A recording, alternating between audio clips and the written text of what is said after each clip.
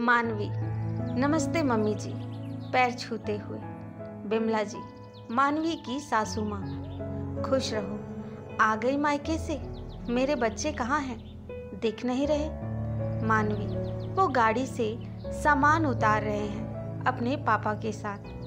तभी दौड़ते हुए काजल और यश, मानवी के बच्चे, आ गए। काजल और यश, नमस्ते दादी, कैसी हो आप? हमारी याद तो नहीं आई? बिमला जी कहती है, नमस्ते मेरे सोन चिरोटे, मैं तो अच्छी हूँ। ये तुम लोगों को क्या हो गया? इतने भले चंगे गए थे, इतने दुबले कैसे हो गए? हमेशा नानी के घर से थके हुए आते हो, वहाँ कुछ खाने पीने को नहीं मिलता क्या? काजल चहकती हुई बोली, अरे दादी, नानू नानी मामू मामी सब पूरे दिन कुछ न कुछ हमारे लिए लाते ही रहते थे। नानू रोज बाजार ले जाते, आइसक्रीम, जलेबी, रसगुल्ला, बहुत सारी चीजें खिलाते थे। बड़ा मजा आता था दादी। नानी तो यश भैया के फेवरेट आलू के पराठे, देसी घी के लड्डू भी बनाए, हम लेकर भी आए हैं। और आपको लगता है कि हम दुबले हो रहे हैं? आप भी ना दादी, देखो देखो हम कितने मोटे हो गए। अपना पेट आगे करते हुए काजल बोली, हाँ हाँ दिख रहा है, मेरी भी आंखें हैं, कैसे चेहरे मुरझा गए मेरे बच्चे के। मानवी, अगली बार से बच्चों को अपने मायके लेकर मत जाना, हमेशा दुबला ही होकर आते हैं। तेरे मायके से लगता है कुछ खाने पीने को नहीं मिलता मेरे बच्चों को वहाँ। और देखो रंग भी कैसा काला पड़ गया। पूरे दिन धूप में खेलते होंगे, कोई ध्यान नहीं देता होगा। तेरे भैया भाभी तो नौकरी वाले हैं, तेरे पापा भी काम पर जाते हैं। घर में बचा कौन? तुम और तुम्हारी बूढ़ी माँ, जिनको खुद ही इतनी बीमारियां हैं, वो क्या ध्यान देती होंगी? एसी भी नहीं तेरे मायके में, तभी मेरे बच्चे कुम्हला गए। अब नहीं जाने दूंगी इन्हें, तू चली जाया करना। बिमला जी अब एक सांस में बोल गई। मानवी की आंखों में आंसू आ गए, फिर हिम्मत जुटाकर बोली, मम्मी जी, पहली बार आपके सामने बोल रही हूँ, कुछ बोलूँ तो माफ़ कर दीजिएगा। आपने सही कहा, मेरे मायके में एसी नहीं है। माँ पापा अपने कमरों में खुद कूलर के सामने नहीं सोते थे, यश और काजल को सुलाते थे। रात में माँ उठकर देखती थी कहीं बच्चों को ठंड तो नहीं लग रही, उन्हें चादर उड़ाती थी। कभी आपने रात में उठकर देखा है बच्चे कैसे सो रहे हैं? पापा ने हमारे वहाँ आने से पहले ही मच्छरदानी लगा दी थी, कहीं बच्चे बीमार ना हो जाएं। बरसात का मौसम है।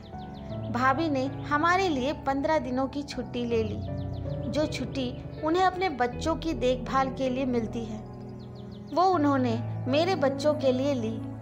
दादी और बच्चों को अकेलापन ना लगे और किसी चीज़ की समस्या ना हो, बच्चों के साथ बच्ची बनकर खेलती थी।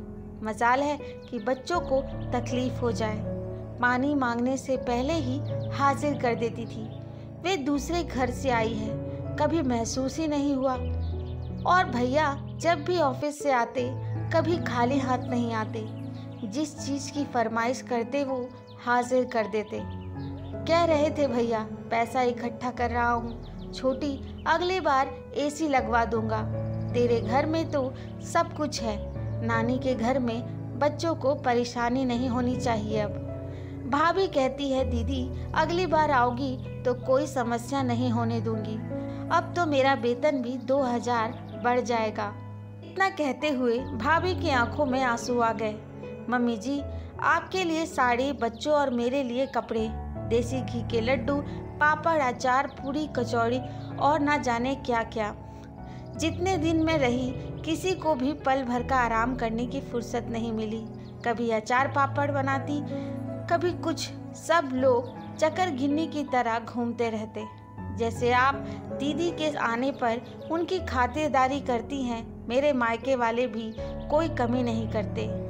माना वो आपकी तरह धन धान्य से संपन्न नहीं, पर दिल के बहुत अमीर है। अगर आप दहेज में 20 लाख रुपए मांग नहीं करती तो शायद वो सारी सुख सुविधाएं मेरे मायके में भी होती। अभी तक मेरे दहेज की ही किस्त चुका रहे हैं।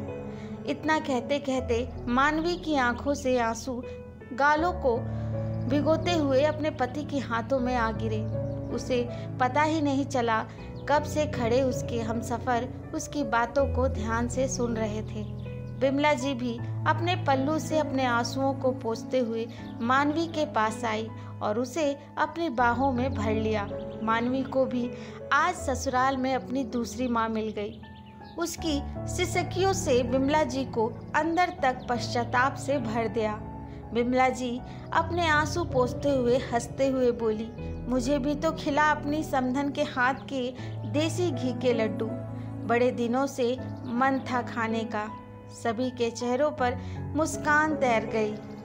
तो दोस्तों, आज की ये प्यारी खट्टी मीठी कहानी कैसी लगी कमेंट बॉक्स में ज़रूर बताएं। धन्यवाद।